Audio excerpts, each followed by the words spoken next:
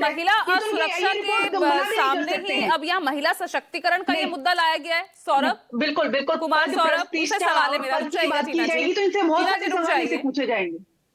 कुमार सौरभ, देखिए पूजा जी, मुझे लगता है कि मैंने पिछले 20-25 जो डिबेट किए हैं उसमें इससे बेहतर टॉपिक नहीं हो सकता है जिस पर चर्चा हो और बिहार को यह समझ में आए कि क्यों बिहार की महिलाएं विगत 20 वर्षों से एनडीए की सरकार को अपना समर्थन दे रही हैं। सबसे पहले आप उठाइए 2006। 2006 में बिहार का बजट मात्र 24,000 करोड़ था और $3 मिलियन का वर्ल्ड बैंक से कर्ज लेकर 29 लाख महिलाओं तक जीविका का प्रसार किया गया। ये उस समय के हिसाब से भी 290 करोड़ का लोन बिहार जैसे छोटे राज्य के लिए बहुत बड़ा था। अभी आप कट टू आ जाइए 2006, पंचायती राज में 50% आरक्षण, 2007 में नगर निकाय में 50% आरक्षण महिलाओं के लिए, 2013 में पुलिस में 35% आरक्षण, 2013 में महिलाओं की नौकरियों के लिए 35% आरक्षण और 2025 में फिर से 35% डोमिसाइल महिलाओं के लिए। ये आ गया आपका, ये आंकड़ा दे रहा हूं मैं। अब आप देखिए एक ट्रेंड, 2010 में 53% पुरुष वोट देते हैं और महिलाओं का प्रतिशत 54 था।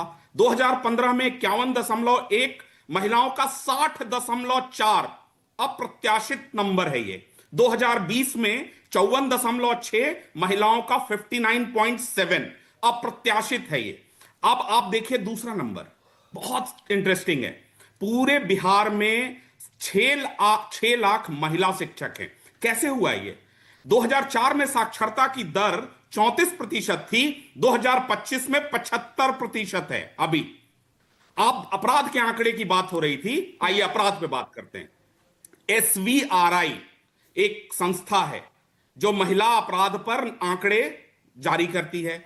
उसके आंकड़े को आप हर एक पैरामीटर पर उठा लीजिए, बिहार में महिलाओं के प्रति जो अपराध है या बाकी की जो चीजें हैं उसमें अप्रत्याशित रूप से कमियां आई हैं।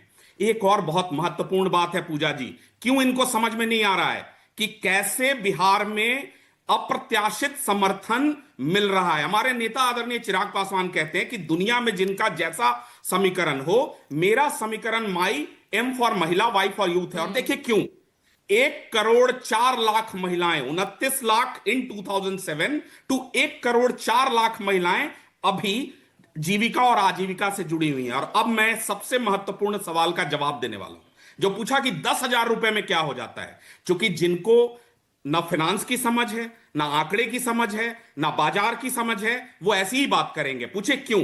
भाई आप किसको टारगेट कर रहे हैं? ये MFI है, माइक्रो फाइनेंस इंस्टीट्यूशन, जो टारगेट करते हैं बिहार में जो महिलाएं हैं जिनको ये 10,000 रुपए और 2 लाख रुपए की बात की गई है, वो किसको की गई है? वो उनको की गई है कि मान लीजिए कि आप 2 लाख रुपए का रोजगार बिहार में एक मेरी महिला, मेरी बहन क्रिएट करना चाहती है, तो उसका इक्विटी। बहुत अच्छी बात है ना कुमार सौरभ। एक्चुअली सवाल ये है ना कि 20 वर्षों में तो याद आई नहीं।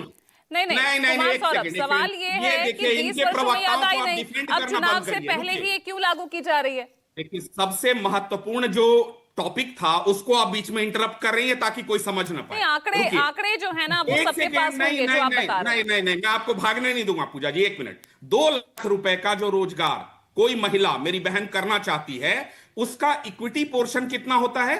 20,000 रुपए, अगर 10% भी माने। मुद्रा लोन से वो कनेक्टेड है, बाकी का जो लोन होगा वो सीधे मुद्रा उसको फाइनेंस कर देगा। और उसके ऊपर सरकार ने कहा है कि अगर वो आने वाले समय में सही जाता है तो हम 2 लाख रुपए तक एक्सटेंड करेंगे। कैसे नहीं बदलेगा बिहार, मुझे समझा बताइए भाई।